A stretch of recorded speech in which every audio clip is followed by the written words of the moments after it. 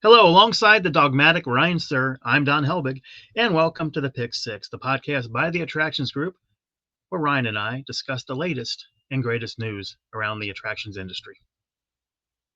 And the news comes at us like a fire hose some days. But before we get started, just a reminder that you can follow us on all your favorite podcast apps, Apple, Google, Spotify, you know the drill. Make sure that you watch the video version of the podcast on YouTube by searching for the Attractions Group podcast in the YouTube search bar, and follow us on X/Twitter at attractions_GRP. Don, kick us off.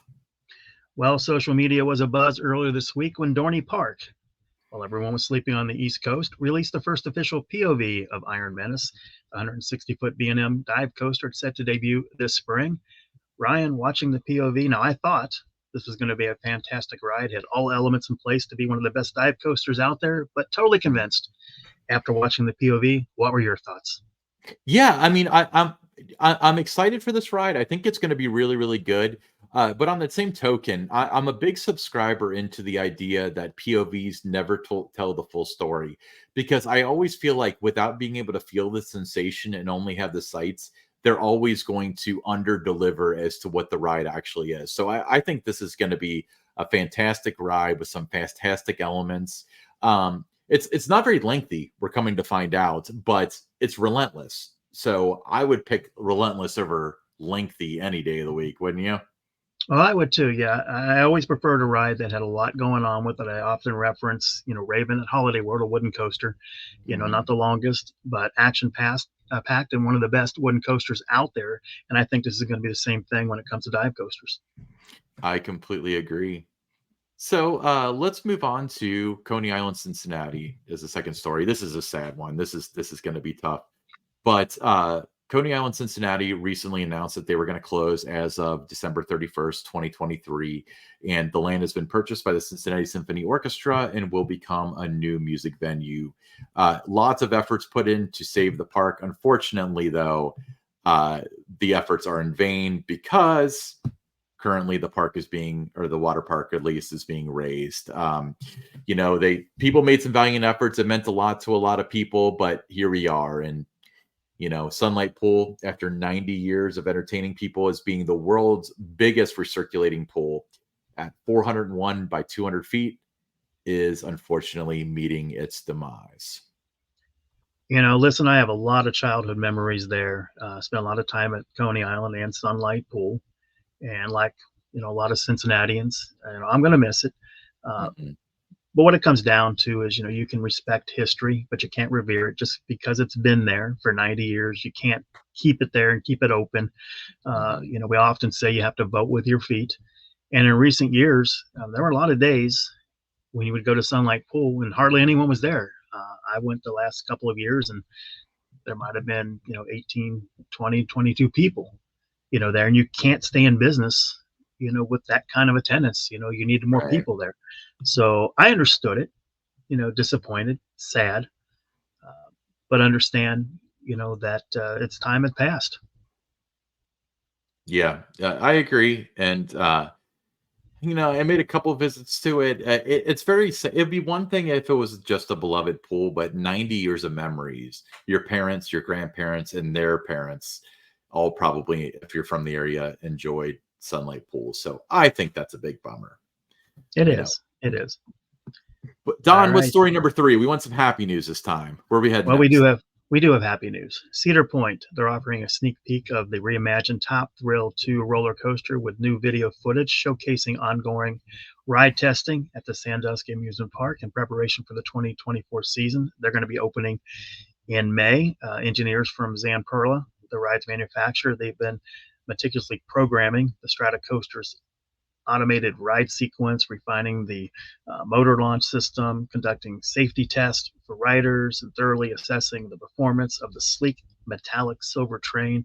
Those trains, they look fantastic.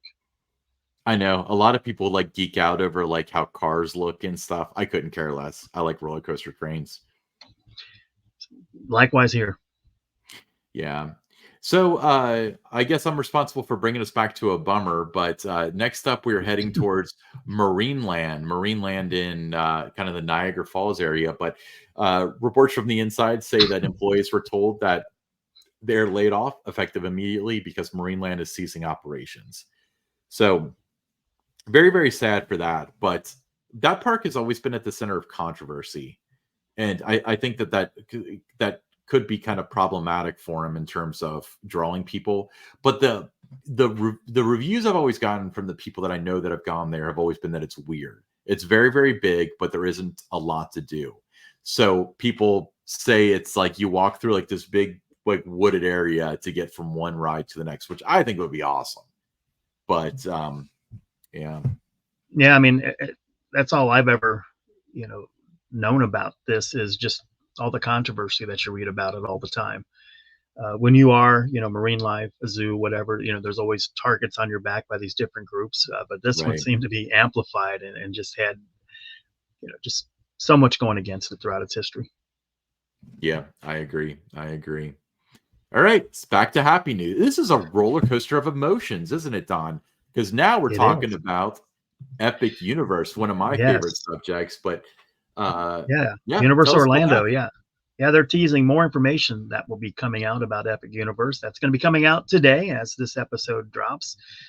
Universal's third hard park in Orlando. It's set to open in early 2025 and will feature popular intellectual properties like Super Nintendo World, How to Train Your Dragon, and Harry Potter. Ryan, you and I have talked about this pretty much since the introduction of the Attractions Group podcast. Super excited about it because a lot of times, you just see one new section of a park, being built, but this Mhm. is an entire major theme park, and it's just exciting to see develop. I would say not only is it a new section, I mean, like a new ride is exciting, and this is a whole park. And we're in a very unique phase in existence where we're watching a big theme park be built and the information is trickling out about it, and I couldn't be more excited. This is not the last time we're going to talk about this park on this podcast, and probably a lot more to talk about once it opens too. The rumor is that they're going to be releasing information on How to Train Your Dragon. That's going to be. I believe that is that in the Harry Potter universe? I'm completely ignorant. No, no, not in the Yeah. park. I'm not saying in the park. I'm saying like it's like kind of like the Marvel Cinematic Universe. I think How to Train Your Dragon might be affiliated with Harry Potter sometime, but I also have no idea what I'm talking about. So correct me if I'm I wrong. just know, Ryan, it's going to be exciting, and I really like the way the team there has released information. Just the real strategic in what they're letting out there and the timing of it and everything, and it's all coming together beautifully. Yeah, completely agree. So let's go back to some more positive news because Walt Disney Imagineering may actually be welcoming back a legend, and that's Joe Rohde. So Joe Rohde is a legendary Imagineer, most notably known for designing Animal Kingdom of all Mm. things. But Rohde has confirmed his return to Disney Corporation, and he posted that he's leading a series of master classes and work sessions for current Imagineers. And it remains unknown if he's going to be involved in any projects or if it's going to be more like a contracted thing or if he's going back full time or anything like that. We just don't know. But he had left the organization several years ago, and it's really, really good to see him back. They could really use him as any company could. Yeah, it's great news for Disney parks, like you talked about, a legend there, and it's great to see some positive news, coming out of Disney. A lot Yeah. of negativity, and anytime you read the different industry, newsletters and other publications, other stories online, there's a lot of Mhm. negativity there. So it's great to see some positive news coming out of Disney. I agree.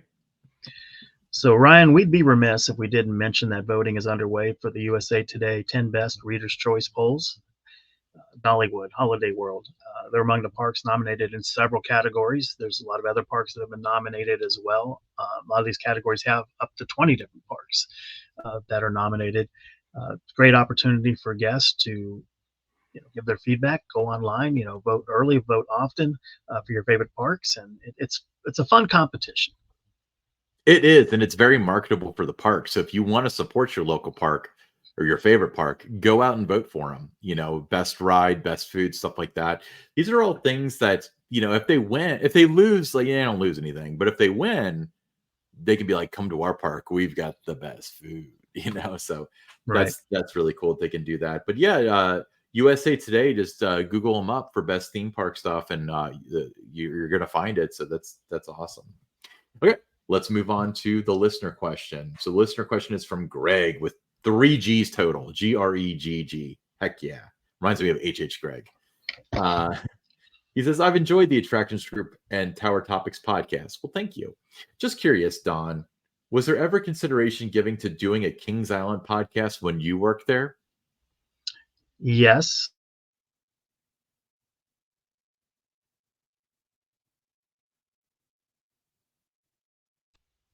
For that.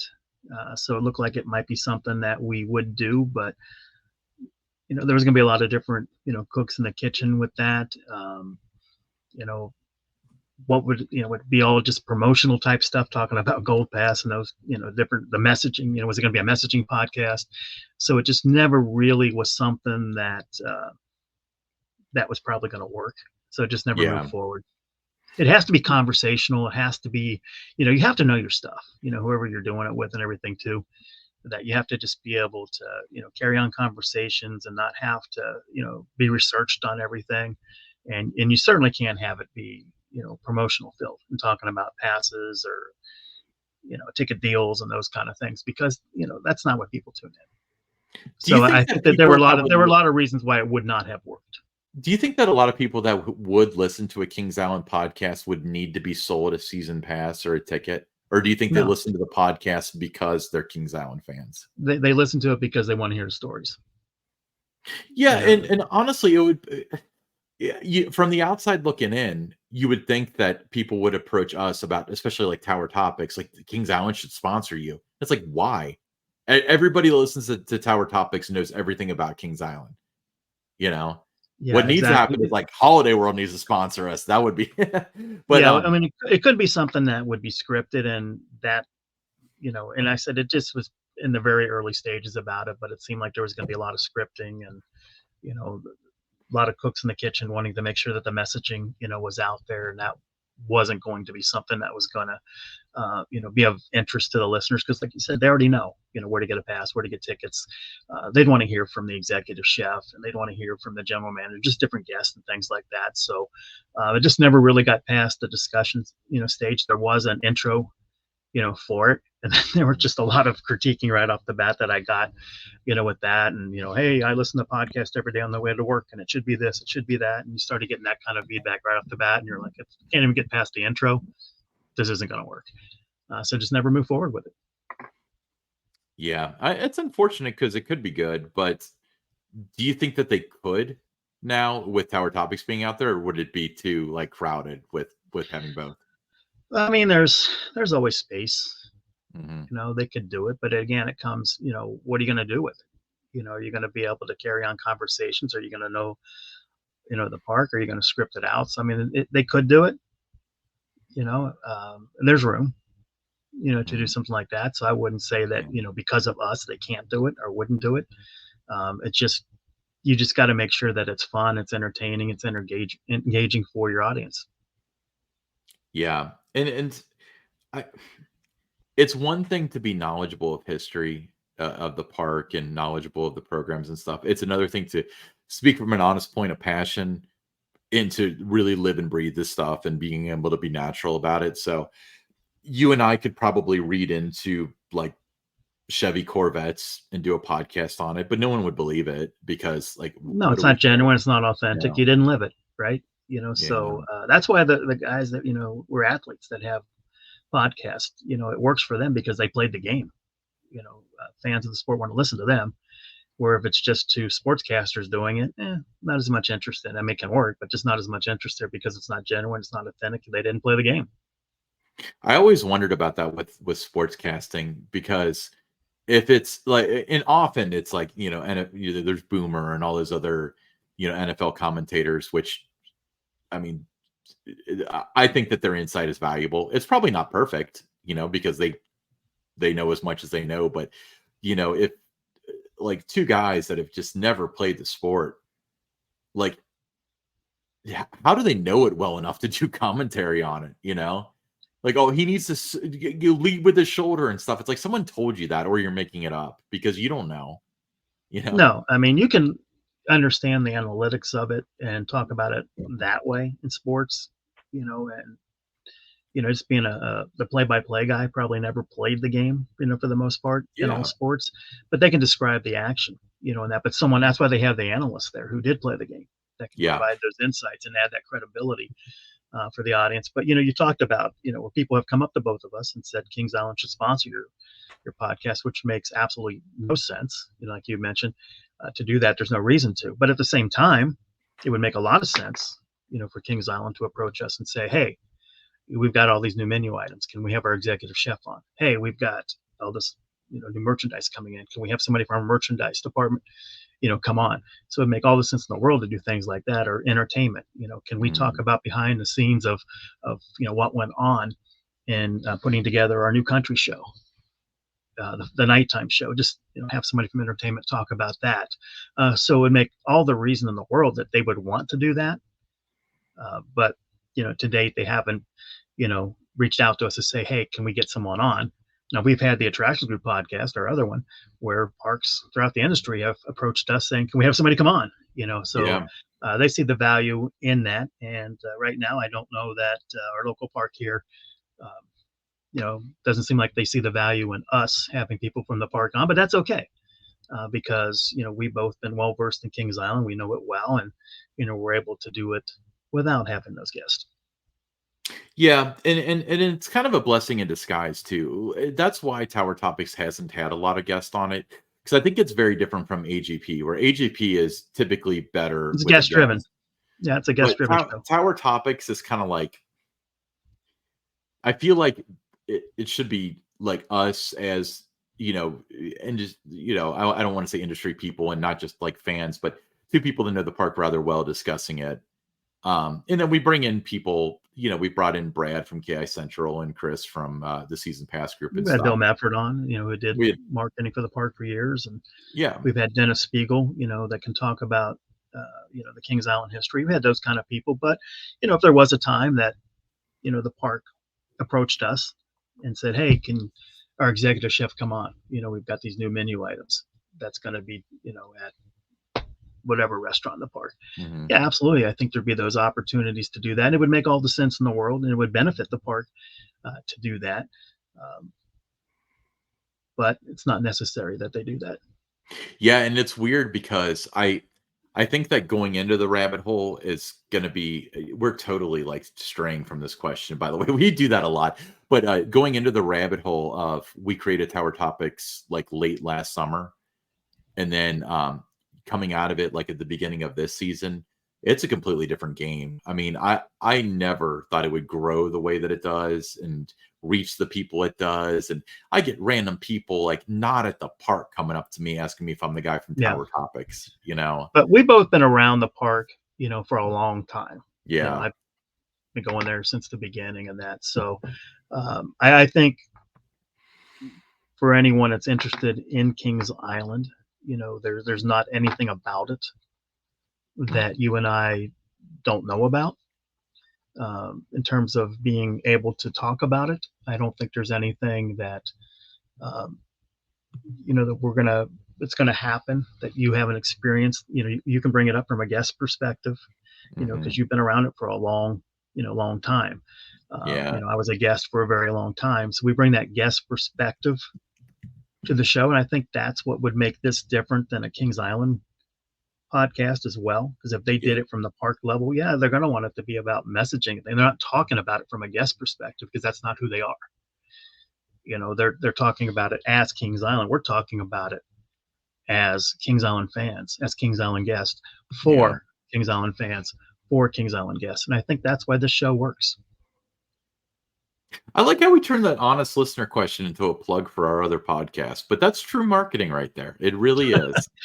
But yeah, towertopics.com. If you guys have any interest in Kings Island, we do 3 episodes a week. It's really fun. They're much shorter than, AGP. We aim for 15 minutes. all three of our episodes that we recorded tonight were about a half hour, but yeah, not for not good reason. Let's put it that way. But yeah, very good question. Thanks for submitting, Greg. Hey, I'm Ryan Sir along with Don Helbig, and this is the Pick Six. We'll see you next week.